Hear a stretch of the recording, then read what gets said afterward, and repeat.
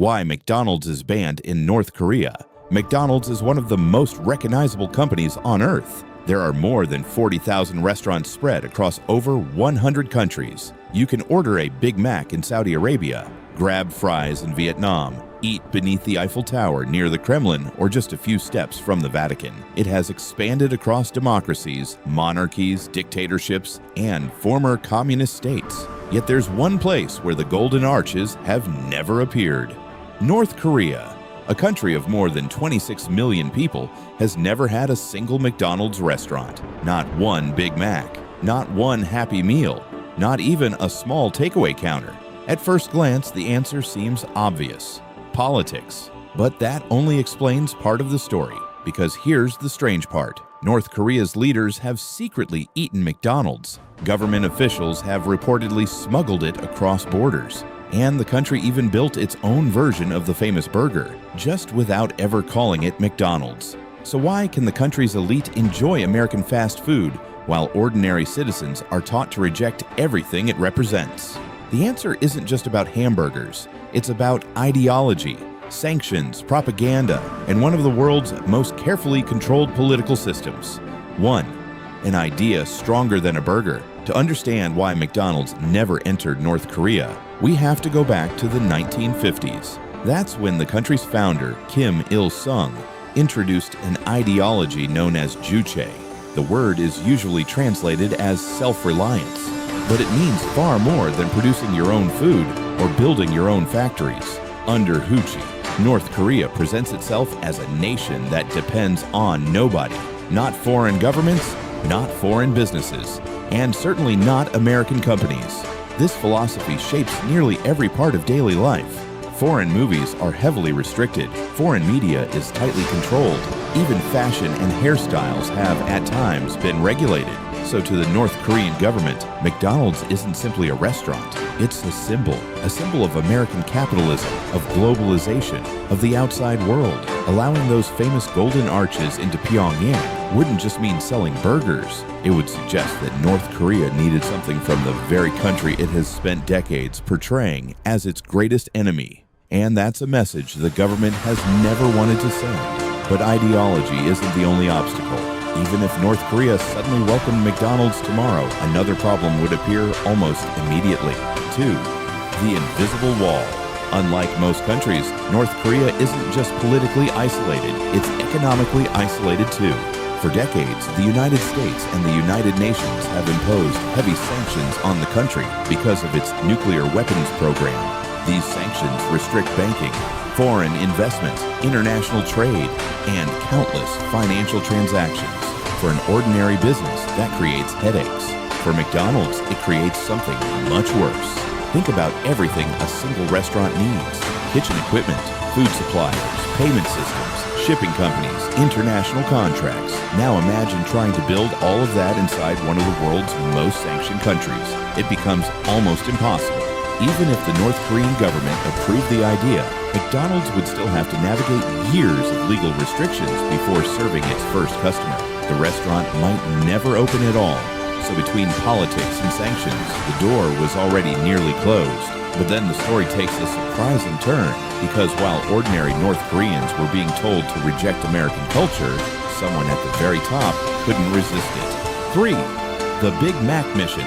Kim Jong-il, North Korea's former leader, had a well-known fascination with foreign luxury goods: French wine, imported cars, Japanese sushi, and, according to his former personal chef, Kenji Fujimoto, McDonald's.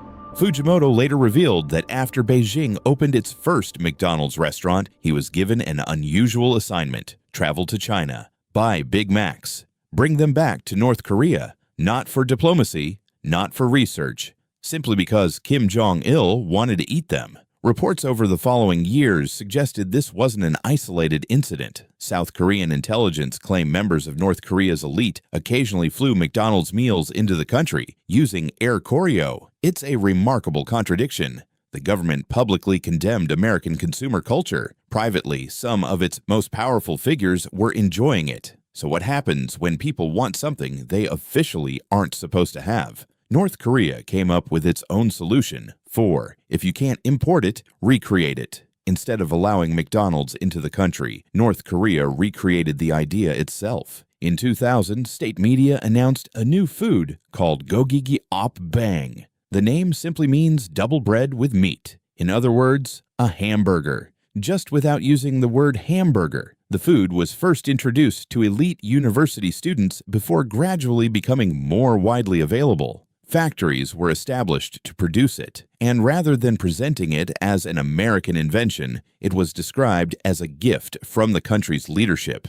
Nearly a decade later, another interesting development followed. A restaurant called Samtae-song opened in Pyongyang. Customers could order burgers, fries, even draft beer. The restaurant looked surprisingly familiar. The trays, the packaging, the layout. It resembled a Western fast food chain in almost every way, except for one important detail. There wasn't a single American logo anywhere inside. Behind the scenes, reports suggested the project involved Singaporean businessman Patrick So, who helped create a restaurant that delivered the experience of Western fast food without any visible connection to McDonald's itself. Even today, visitors to Pyongyang can find burgers adapted to local tastes. Some include kimchi. Others replace the bread with compressed rice patties. The concept survived, only the branding disappeared. But perhaps the most surprising chapter almost happened much more recently.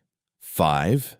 The deal that never happened. In 2018, the world watched as Kim Jong-un met with U.S. President Donald Trump.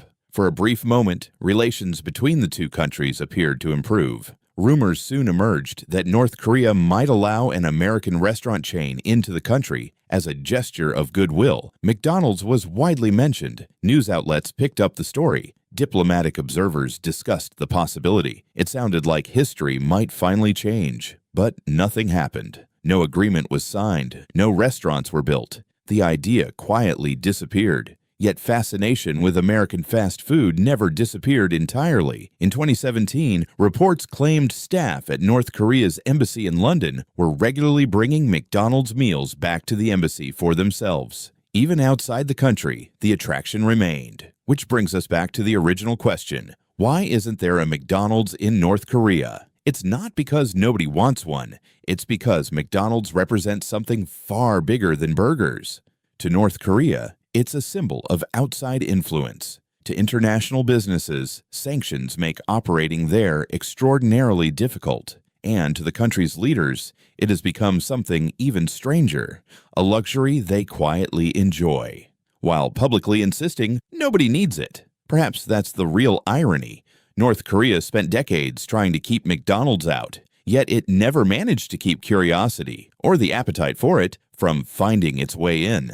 Thank you guys for watching. Hope you enjoyed the video, and please don't forget to like and subscribe. Until then, I'll see you in the next one.